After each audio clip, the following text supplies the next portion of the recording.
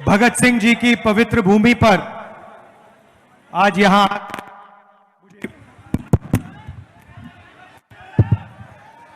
आकर मुझे बहुत खुशी हो रही है।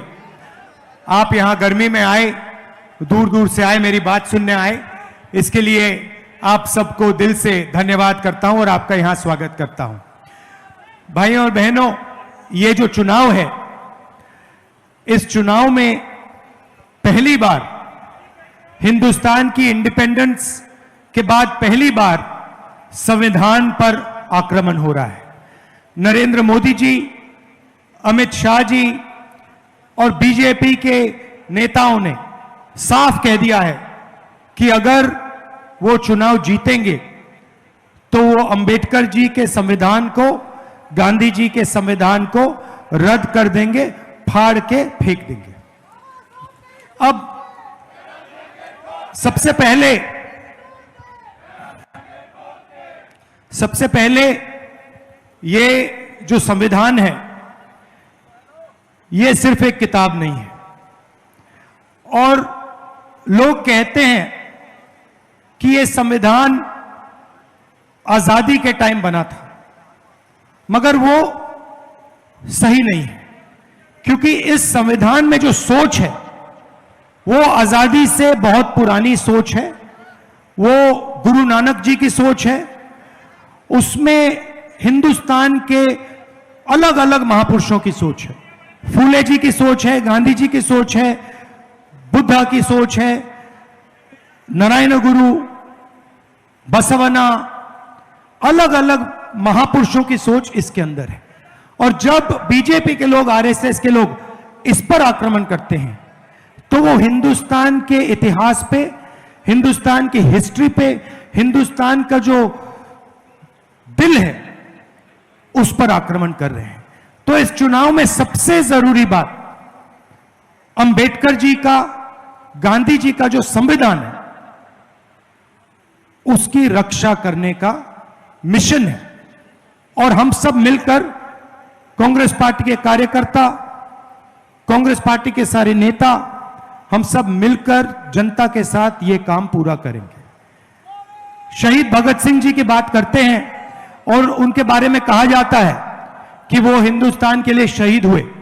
यह बिल्कुल सच है, मगर यह नहीं कहा जाता कि वो एक बहुत गहरे पॉलिटिकल थिंकर थे। और अगर आप उनकी सोच को देखें तो उनकी भी सोच संविधान में रिप्रेजेंटेड है। तो इसीलिए मैं यहां आया हूं आपसे कहने कि जो भी हिंदुस्तान के लोगों को मिला है, दलितों को मिला है, आदिवासियों को, पिछड़े वर्ग को, किसानों को, जो भी मिला है, जमीन का हक हो, रिजर्वेशन हो, पब्लिक सेक्टर हो, जो भी मिला है इस किताब के माध्यम से मिला है। और आज बीजेपी के लोग खुलकर इस पर आक्रमण कर रहे हैं। आपके सवाल हो, 2-3 सवाल हो जो आप मुझसे पूछना चाहें, पूछिए प्लीज, मैं आपके जवाब देता हूं। 1 सेकंड माइक दे देंगे आपको। कौन कौन सवाल पूछेगा? यहां से पूछेंगे, बोलिए बोलिए।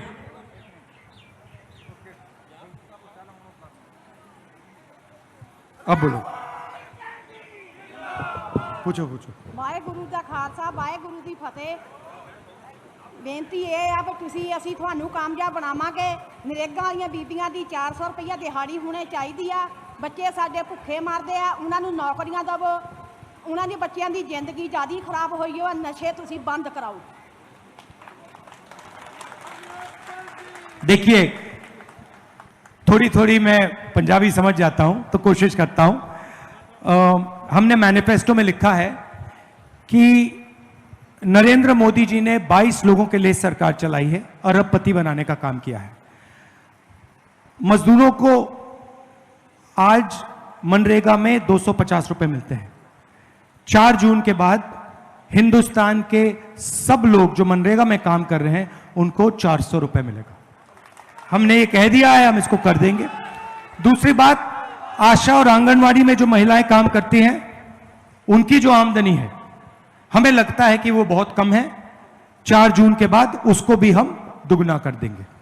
और आखिरी बात, सरकारी ऑफिसेज में, पब्लिक सेक्टर में नया फैशन बना है कि मजदूरी टेम्पररी बेसिस पे, कॉन्ट्रैक्टर बेसिस पे करी जाती है। हम इसको बंद करना चाहते हैं।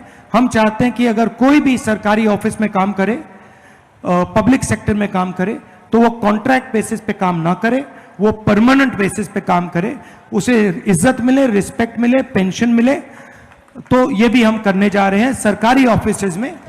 और पब्लिक सेक्टर में हम ठेकेदारी प्रथा को बंद कर रहे हैं और परमानेंट, जो पहले होता था, परमानेंट नौकरी हम फिर से दिलाने का काम करेंगे। जहां तक आपने ड्रग्स की बात कही है, यह बात सबसे पहले मैंने यहां पंजाब में आके उठाई थी और लोगों ने मेरा मजाक उड़ाया था। और आप बिल्कुल सही कह रही हैं, पंजाब से ये जो ड्रग का मेनेस है, इसको मिटाना है। और इसमें कांग्रेस, ये काम कांग्रेस पार्टी कर सकती है और ये लोग नहीं कर सकते, नहीं कर सकते हैं।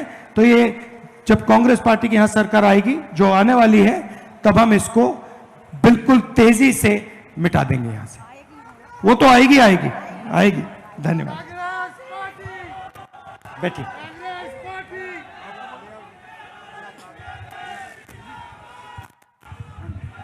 मैं ਗਿਆਨਚੰਦ ਇੱਕ ਆਮ ਆਦਮੀ ਆ। ਮੈਂ ਲੱਕੜ ਦਾ ਕੰਮ ਕਰਦਾ ਸੀ ਅੱਜ ਤੋਂ 10 ਸਾਲ ਪਹਿਲਾਂ। ਬਹੁਤ ਵਧੀਆ ਕੰਮ ਚੱਲਦਾ ਸੀ। ਅੱਜ ਹਾਲਾਤ ਇਹ ਹੋ ਗਏ ਕਿ ਸਾਰੇ ਅਸੀਂ ਘਰ ਦੇ ਰੋਟੀਆਂ ਆਵਾਜ਼ਾਰ ਹੋ ਗਏ। ਮੇਰੇ ਖਿਆਲ ਆ ਕਿ ਮੇਰੇ ਵਰਗੇ ਤੁਹਾਡੇ ਵੀ ਬਹੁਤ ਸਾਰੇ ਬੱਚੇ ਆ ਜਿਹੜੇ ਘਰਾਂ 'ਚ ਡਿਗਰੀਆਂ ਕਰਕੇ ਬੈਠੇ ਆ। ਕੋਈ MBA, ਕੋਈ BCA, ਕੋਈ ਕੁਝ ਕਰਕੇ ਬੈਠਾ। ਕਿਸੇ ਨੂੰ ਕੋਈ ਕੰਮ ਨਹੀਂ, ਕੋਈ ਐਸਾ ਇਲਾਕੇ 'ਚ ਫੈਕਟਰੀ ਨਹੀਂ। ਬਹੁਤ ਲੋਕ ਦੁਖੀ ਆ। ਮਹਿੰਗਾਈ ਇੰਨੀ ਹੋ ਗਈ, ਜਿਹੜਾ ਸਿਲੰਡਰ 350 ਦਾ ਸੀ ਅੱਜ 1200 ਦਾ ਹੋ ਗਿਆ।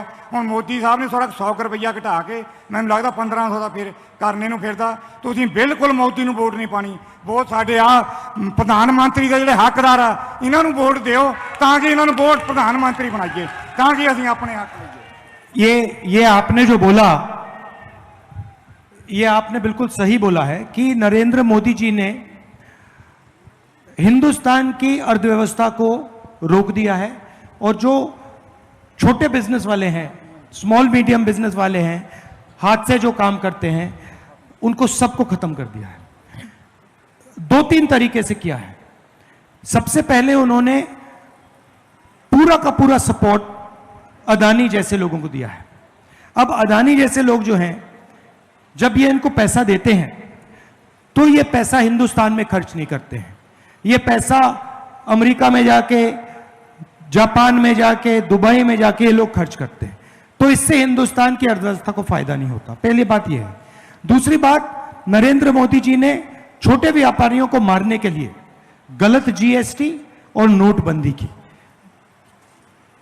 मीडिया कहता है कि नोटबंदी और GST से देश को फायदा हुआ है, मगर सच्चाई यह है और पूरा हिंदुस्तान जानता है कि नोटबंदी और GST ने हिंदुस्तान का नुकसान किया और खासतौर से जो छोटे बिजनेसेस हैं उनको खत्म किया। अब देश में रोजगार छोटे बिजनेसेस देते हैं। अंबानी जी देश को रोजगार नहीं देते, अदानी जी रोजगार नहीं देते। तो मैं आपको अपनी सोच के बारे में बताना चाहता हूं। हमारा प्लान क्या है? सबसे पहले किसानों को हम गारंटीड कानूनी मिनिमम सपोर्ट प्राइस दे रहे हैं, तो और उनका कर्जा माफ करने जा रहे हैं। तो अब किसानों के जेब में इंडिया गठबंधन की सरकार पैसा डालेगी, पहला काम। दूसरा काम जो मैंने अभी आपको कहा, मजदूरों को 250 रुपए नहीं 400, आंगनवाड़ी और आशा महिलाओं को दुगना, उनके बैंक अकाउंट में पैसा डाल रहे हैं। तीसरा, महालक्ष्मी योजना। हिंदुस्तान के सब गरीब लोगों की लिस्ट बनेगी। पंजाब में, उत्तर प्रदेश, बिहार, हर प्रदेश में जो भी गरीबी रेखा से नीचे हैं उनके नाम लिस्ट पे आएंगे। हर परिवार में से एक महिला का नाम चुना जाएगा और उस महिला को हर महीने 8,500 रुपए ठकाठक अंदर, साल के 1 लाख रुपए। तो करोड़ों महिलाओं को हम साल का 1 लाख रुपए देंगे और वो उस दिन तक मिलेगा जब तक वो गरीबी रेखा से निकल जाएंगे। तीसरी बात, पहली नौकरी पक्की स्कीम। आपने ग्रेजुएट्स की बात की, आपने इंजीनियर्स की बात की। हिंदुस्तान में मोदी जी ने इंजीनियर्स को, ग्रेजुएट्स को कहा कि आप लोग पकड़ो बनाओ। मैं दिल्ली रेलवे स्टेशन गया, वहां एक युवा मिला, सिविल इंजीनियर, वो कुली का काम कर रहा है।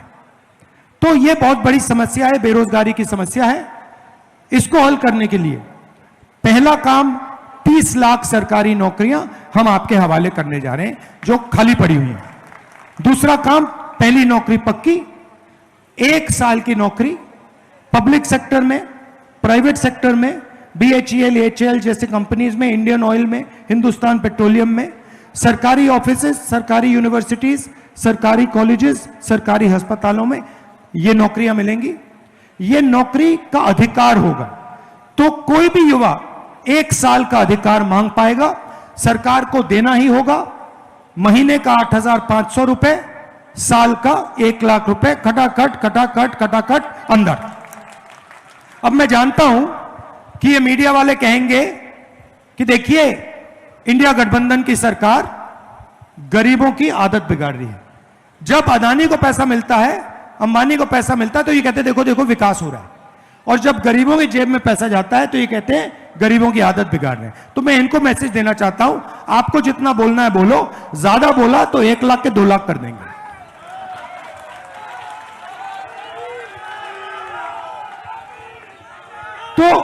तो हमारा आइडिया क्या है, जो नरेंद्र मोदी जी ने आपके जेब से निकाला, गलत GST लगाकर, नोटबंदी, अदानी की मदद करके, किसान का जो बिल लाए, जो आपने उनके जेब से निकाला पिछले 10 साल, वो हम आपके जेब में डालना चाहते हैं।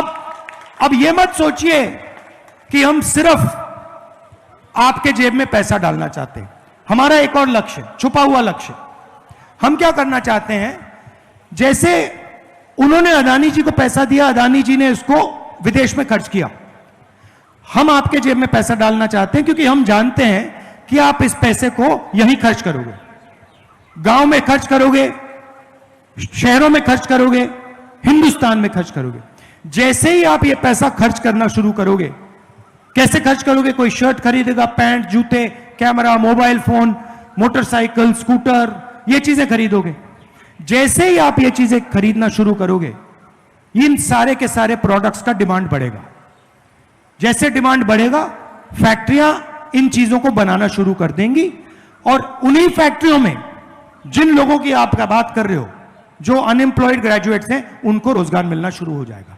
तो हमारी सोच है कि हम हिंदुस्तान की इकोनॉमी को जंप स्टार्ट करें। जैसे गाड़ी में, मोटरसाइकिल में पेट्रोल डाला जाता है, उसके बाद चाबी घुमाई जाती है। अब नरेंद्र मोदी क्या कर रहे हैं, पेट्रोल निकाल दिया गाड़ी से, आपके जेब में से पेट्रोल निकाल दिया, सबके जेब में से पेट्रोल निकाल दिया, और वहां बैठे चाबी घुमा रहे हैं, कुछ हो ही नहीं रहा है, गाड़ी स्टार्ट ही नहीं हो रही। तो इसीलिए हम आपके जेब में पैसा डाल रहे हैं, और हम लाखों करोड़ रुपए डालेंगे, किसानों को देंगे, मजदूरों को देंगे, छोटे व्यापारियों को देंगे, युवाओं को देंगे, महिलाओं को देंगे। उसके बाद जैसे ही हम चाबी घुमाएंगे, गड़गड़ गड़गड़ गड़ स्टार्ट हो जाएगा, खटाखट खटाखट खटाखट इंजन स्टार्ट हो जाएगा। और उससे पहले फटाफट फटाफट फटाफट नरेंद्र मोदी को आउट कीजिए। तो ये हमारी सोच है, ये हमारी सोच है, और इससे पूरे देश के लोगों को फायदा होगा, अर्थव्यवस्था फिर से चालू होगी, और रोजगार युवाओं को मिलना शुरू हो जाएगा। मगर यह सब नहीं हो सकता अगर इसको मिटा दिया गया, अगर यह हमारे हाथ में नहीं है। ठीक है, तो आजादी से पहले जो होता था वो होगा। दलितों को कोई रिस्पेक्ट नहीं मिलेगी, जगह नहीं मिलेगी, पिछड़ों को कोई रिस्पेक्ट नहीं मिलेगी, कोई अधिकार नहीं होगा, गरीब लोगों को कुचला जाएगा, किसानों को परे कर देंगे, मजदूरों को बंदा बिल्कुल बांध देंगे। तो ये इसको बचाना सबसे जरूरी है, और इसको अंबेडकर जी ने दिया, पूरी जिंदगी दी उन्होंने, गांधी जी ने पूरी जिंदगी दी। हमारी जो आजादी की लड़ाई थी, उसको आप आजादी की लड़ाई कह सकते हो, मगर सचमुच में वो संविधान की लड़ाई थी, इसके लिए वो लड़ाई लड़ी गई थी। तो ये मैसेज देना चाहता हूं आपको कि ये सपना देख रहे हैं बीजेपी वाले, नरेंद्र मोदी जी, कि हम समाज को रख जाइए। एक सेकंड भैया, एक सेकंड बोल रहा हूं मैं। तो ये सपना देख रहे हैं कि हम एक बार फिर जैसे आजादी के पहले चलता था वैसे चलाएंगे, पूरी की पूरी सरकार अदानी जी के लिए चलाएंगे। एयरपोर्ट उनको दे दिए, पोर्ट्स दे दिए, इंफ्रास्ट्रक्चर दे दिया, डिफेंस इंडस्ट्री दे दी। आपको मालूम है अग्निवीर क्यों लागू किया? आप जानते हो अग्निवीर क्यों आया? जानते हो? मैं आपको बताता हूं। डिफेंस बजट में या आप हथियार खरीद सकते हो या फिर आप जवानों की देखभाल कर सकते हो। नरेंद्र मोदी जी ने अदानी जी को डिफेंस इंडस्ट्री के सारे कॉन्ट्रैक्ट पकड़ा दिए। आप इंटरनेट पे जाइए, पहले हिंदुस्तान की जो राइफल थी वो इंडियन ऑर्डिनेंस फैक्ट्री बनाती थी, कारतूस जो थे इंडियन ऑर्डिनेंस फैक्ट्री बनाती थी, हवाई जहाज HAL बनाता था। आज अगर आप जाएंगे अदानी डिफेंस को देखिए, इंटरनेट पे जाइए, अदानी डिफेंस टाइप कीजिए। अदानी डिफेंस हिंदुस्तान की राइफल बनाएगा, सारे कारतूस बनाएगा, सारे शेल्स बनाएगा, सारी फील्ड गन्स बनाएगा, ड्रोन बनाएगा, हवाई जहाज बनाएगा, सारा का सारा अदानी डिफेंस बनाएगा। पूरी की पूरी डिफेंस इंडस्ट्री अदानी जी को पकड़ा दी है, इन लोगों को पकड़ा दी है, पब्लिक सेक्टर को परे कर दिया है। और फिर कहते हैं कि हम 2 तरीके के जवान बनाना चाहते हैं। मतलब पहली बार हिंदुस्तान की हिस्ट्री में ये 3 कानून लाए किसान वाले, इन्होंने इनकी कोशिश थी किसानों को मजदूर बना दो। अब इन्होंने नई चीज की है, अग्निवीर योजना में जवानों को मजदूर बना दिया है। सही बात है ना कि आप आओ, आप यहां 3 साल काम करो, उसके बाद जूता मार के आपको बाहर भगा देंगे। 2 तरीके के जवान होंगे, एक अमीर घर का बेटा होगा, एक अमीर घर का बेटा होगा, उसे पेंशन मिलेगी, उसे कैंटीन मिलेगी। अगर वो शहीद होता है तो उसको शहीद का दर्जा मिलेगा, कॉम्पनसेशन मिलेगी, परिवार की पूरी रक्षा होगी और उसको फुल ट्रेनिंग मिलेगी। और गरीब घर के बेटे को कहते हैं कि भैया आपको 6 महीने की ट्रेनिंग देंगे, चाइना के सामने खड़ा कर देंगे। चाइना के जो सैनिक है उनको 5 साल की ट्रेनिंग होगी, आप उनसे लड़ोगे, आपकी 6 महीने की ट्रेनिंग, उनकी 5 साल की ट्रेनिंग, नतीजा सबको मालूम है। और जब आप शहीद होगे तो हम आपको ना शहीद का दर्जा देंगे, ना कॉम्पनसेशन देंगे, ना आपकी फैमिली की रक्षा करेंगे। तो 2 तरीके के शहीद बना दिए हैं, एक अमीर घर का बेटा है, दूसरा गरीब। और गरीब वाले से कह रहे हैं कि भैया आपको 3-4 साल बाद निकाल देंगे, पेंशन नहीं देंगे, शहीद का दर्जा नहीं देंगे। यह हमारे लिए एक्सेप्टेबल ही नहीं है। यह सेना का अपमान है, देशभक्तों का अपमान है, आर्मी का अपमान है। इसको हम एक्सेप्ट नहीं करेंगे। जैसे ही हमारी सरकार आएगी पहला काम होगा अग्निवीर योजना को फाड़ के कूड़ेदान में फेंक देंगे। हमें 2 तरीके के शहीद नहीं चाहिए, हमें सिर्फ एक तरीके का शहीद चाहिए जिसकी रिस्पेक्ट हो। शहीद भगत सिंह जी जैसे, उनकी रिस्पेक्ट है, सब लोग इज्जत देते हैं। यहां पे अभी म्यूजियम बनाया, स्टैचू बनाई, स्मारक बनाया। हर शहीद की ऐसी इज्जत होनी चाहिए। अभी 2 दिन पहले मैं एक अग्निवीर से जाके मिला, अग्निवीर के परिवार से जाके मिला जो शहीद हुआ। अभी उसको कॉम्पनसेशन नहीं मिली है, उसको शहीद का दर्जा नहीं मिला है, उसको देश भूल गया। तो ये तो एक्सेप्टेबल ही नहीं है, इसको हम एक्सेप्ट करने को तैयार ही नहीं है। इसलिए हम इसको फाड़ के फेंक देंगे, जैसे पहले हुआ करता था। जवान मजदूर नहीं होगा, जवान जवान होगा और जवान को पूरी रिस्पेक्ट। नमस्कार, दुनिया दी बेहतरीन cath lab White medical college and hospital Bungal से एस्टैब्लिश हो गई है। सीधा व्हाइट मेडिकल कॉलेज आओ, इलाज कराओ, सलाह रिया तोड़ा प्रात तोड़े दुख से हाजिर है। धन्यवाद।